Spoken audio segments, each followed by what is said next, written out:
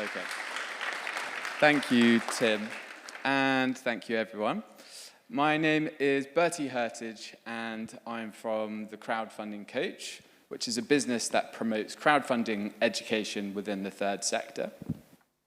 It's really kind of my pleasure to be here today. This is my first AGM to attend, and I've worked with Community First for this past year, and I'd really like to join you all in the celebration of the hard work that they've done, and really use this as an opportunity to reflect on some of the challenges that the enterprises and organizations that are here today are facing, and also collectively to hypothesize as to what some of the solutions might be.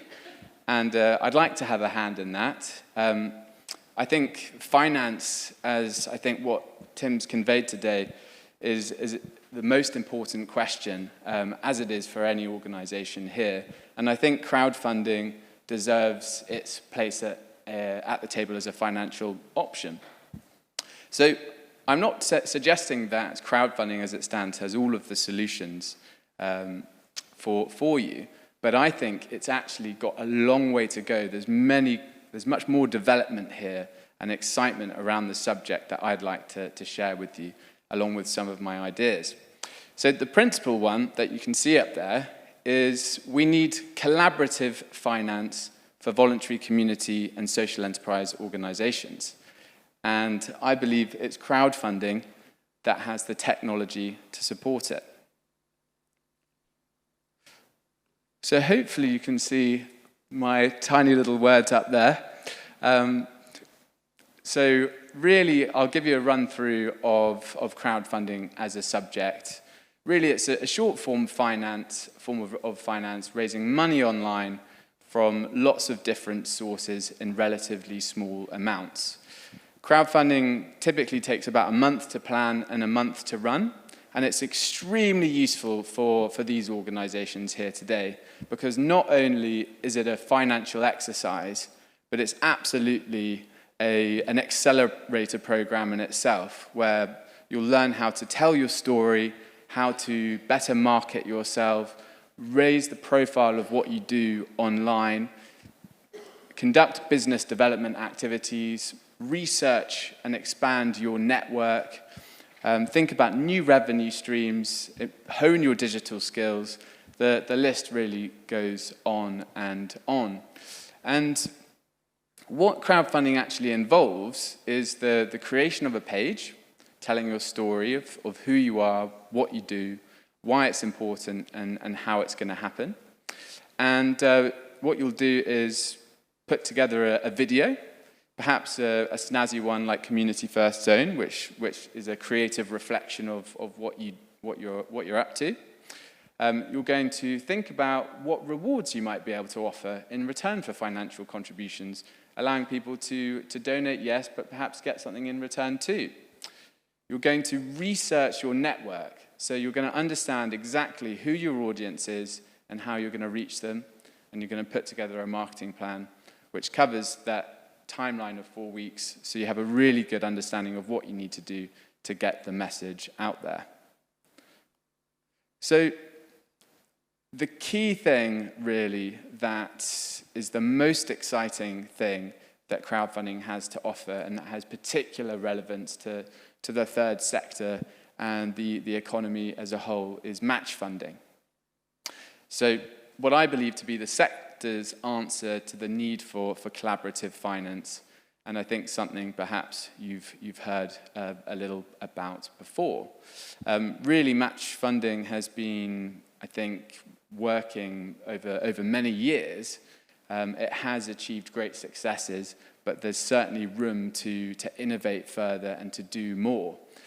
And really, the premise behind collaborative finance is that there's no one solution to the financing of these organizations, and that the old adage rings true: you don't want to put all your eggs in one basket, because diversity of income can ensure the resilience and sustainability of the sector.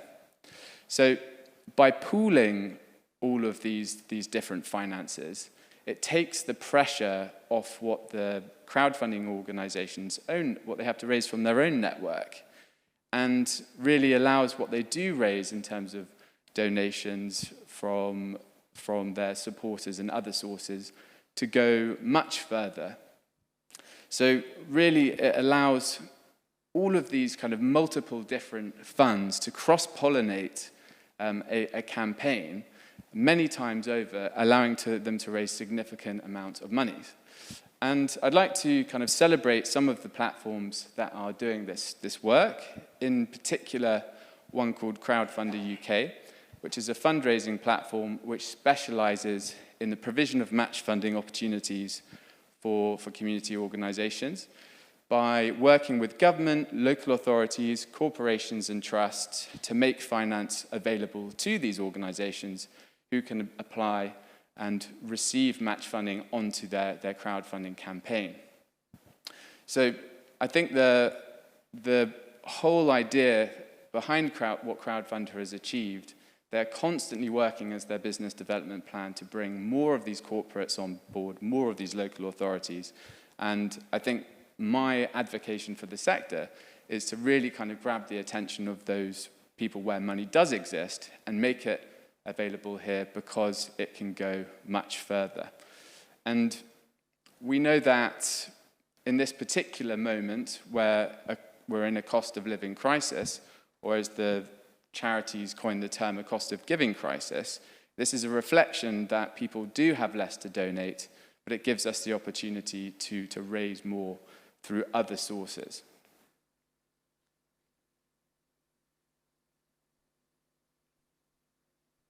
Oh. So a little bit about the financial climate that we're in for these organizations. So it's quite hard to estimate what the total value of the voluntary community and social enterprise sector is. So I'm going to focus a little bit on the social enterprise sector itself.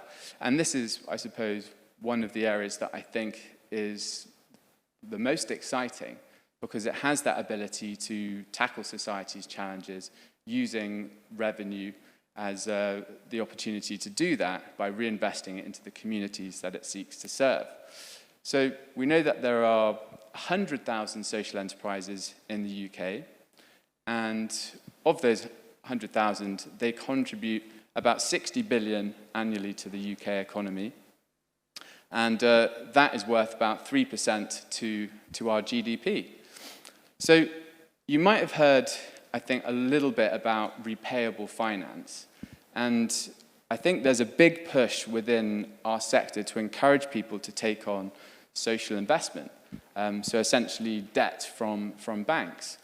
And while I think that is a solution for some, it's actually quite an unsuitable method of finance for many, because in many cases, the average amount of repayable finance sought by these organizations is about £50,000. And £50,000 is very expensive for banks to offer because they have to do all of the due diligence and the writing of the loan, so it reduces their profitability. So they tend to want to write much larger loans.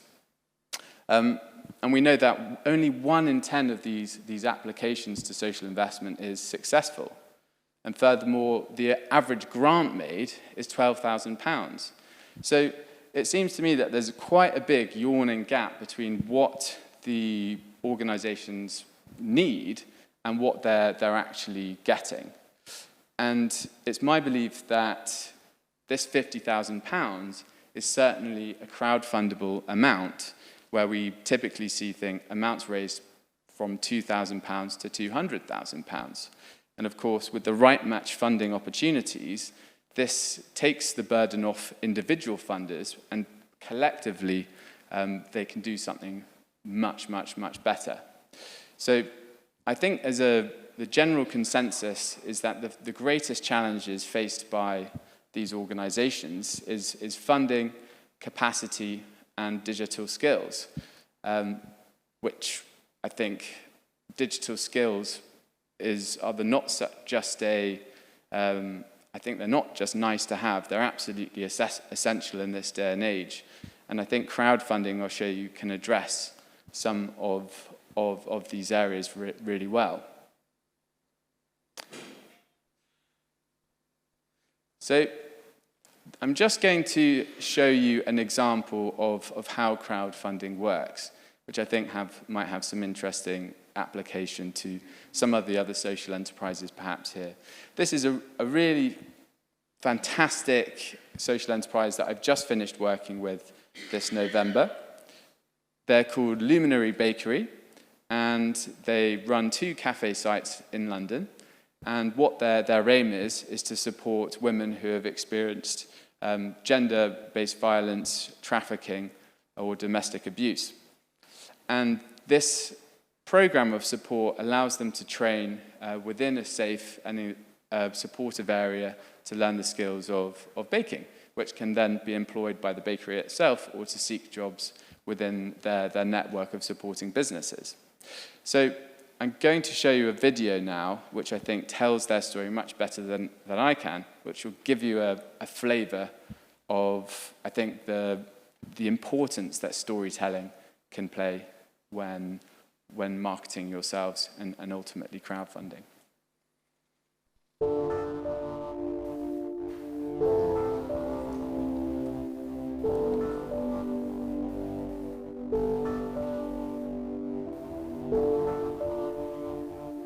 For the past 10 years, Luminary Bakery have been supporting women in our community, those who are survivors of gender-based violence and are experiencing multiple disadvantages such as homelessness, mental health issues, leaving prison or the care system. Our story began with a simple yet powerful realisation: the need for an innovative solution that would light the path for those seeking a fresh start, a community that believes in them, and a chance to build a future they truly deserve. I had social services in my life, so I had a key worker.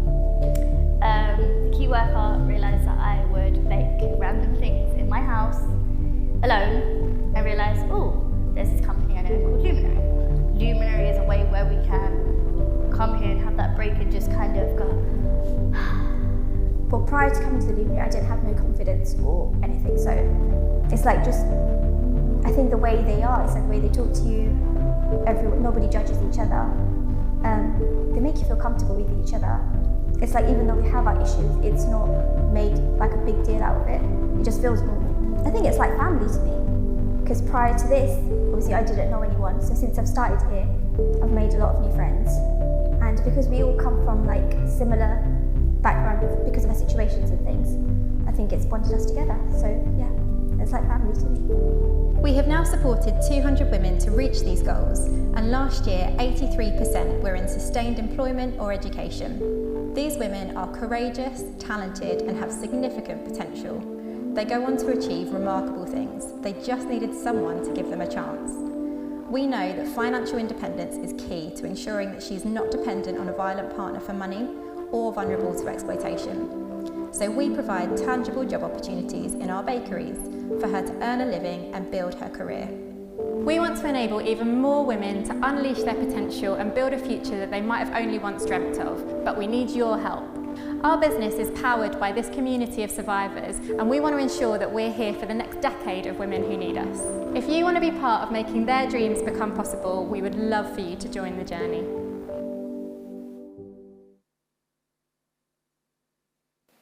So I hope people find that video just as inspiring as I do and can see its application to any other business within the world today, wherever So a couple of years before my cousin died, we had this ongoing theory that you can save any bad story by simply adding at the end that you found $5. This led to us joking on each other, and whenever someone told a bad story, we'd go, so when did you find $5?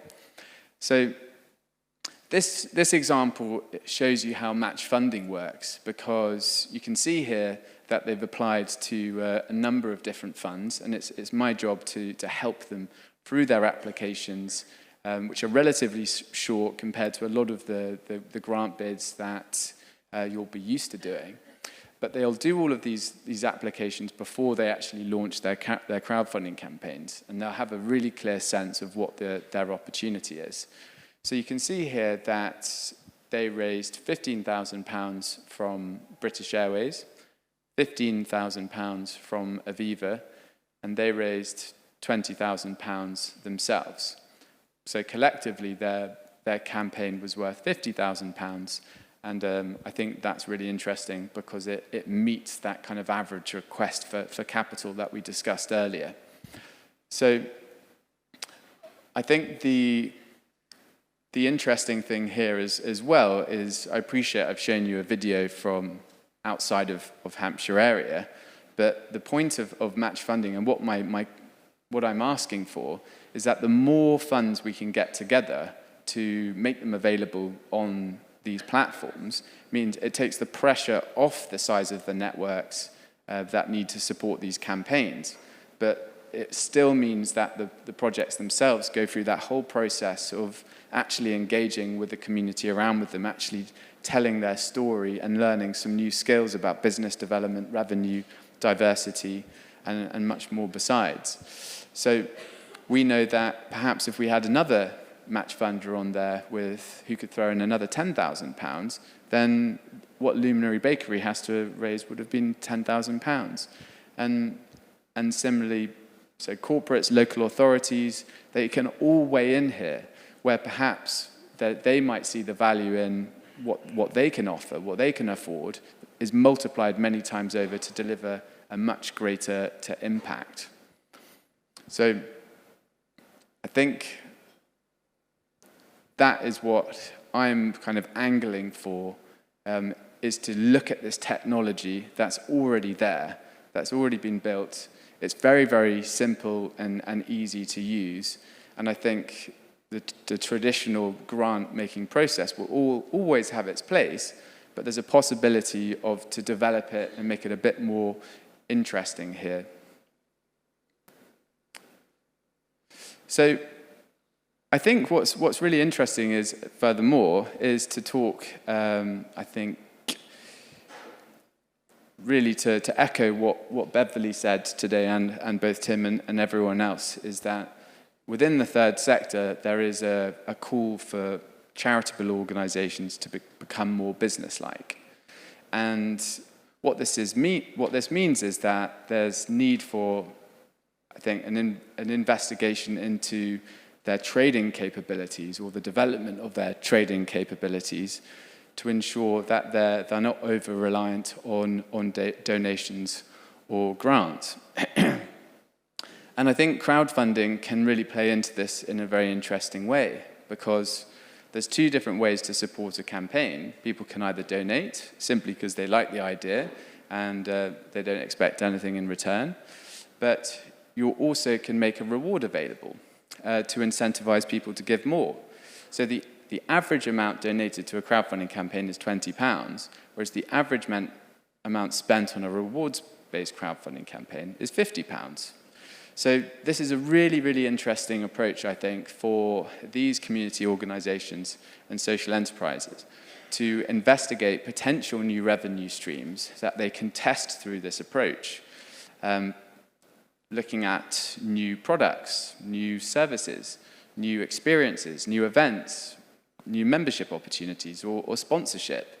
All of these different rewards are essentially trading services. And what you'll always get at the end of your campaign is the data which will tell you what was popular and what was not. And if there's a great demand for a particular product or service, then it's something that could be included into the future as business as usual. So it's a wonderful testing ground.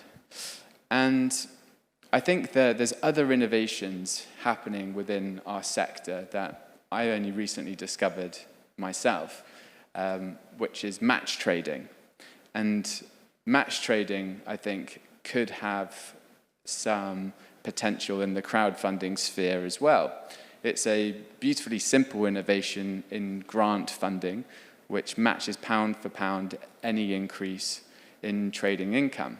So thereby it incentivizes growth in sales, and therefore makes these organizations more resilient and less grant dependent.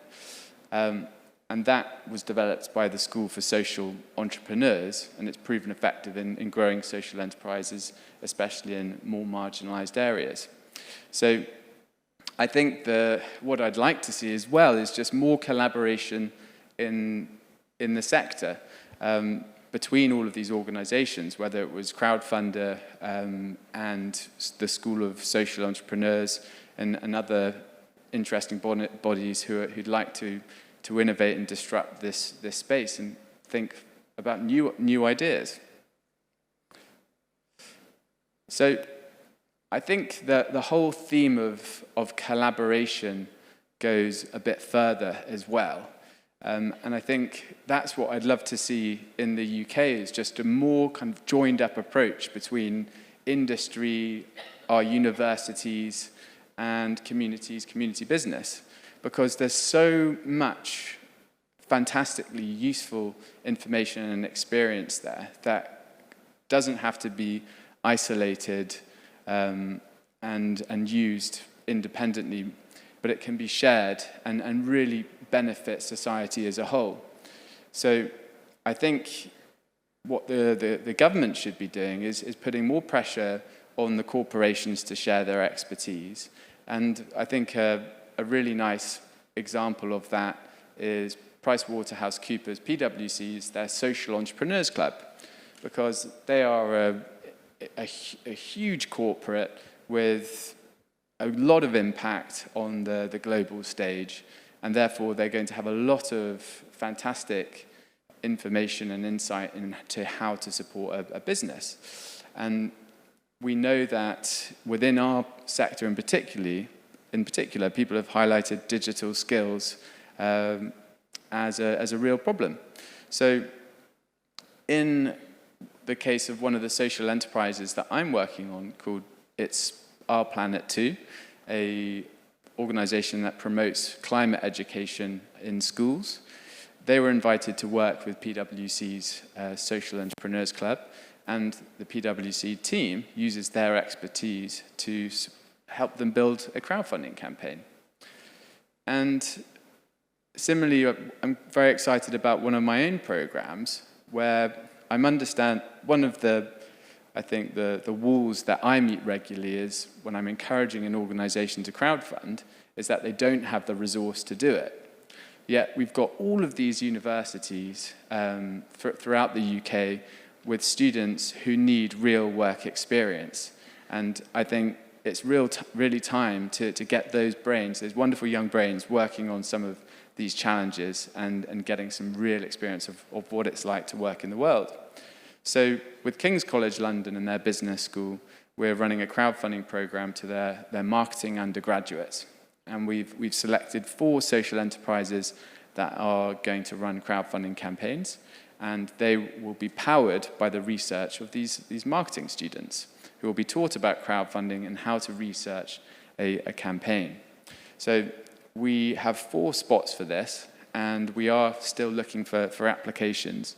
So if anyone would like to talk to me afterwards about taking part, then I'd be delighted to hear from you. But that's really, I think, my 20 minutes. So thank you for your attention and bearing with me. Please do get in contact if you have any questions. But ultimately, I celebrate all of the hard work that you're doing, and I hope that crowdfunding can play a positive role for your organizations, just as I think it can.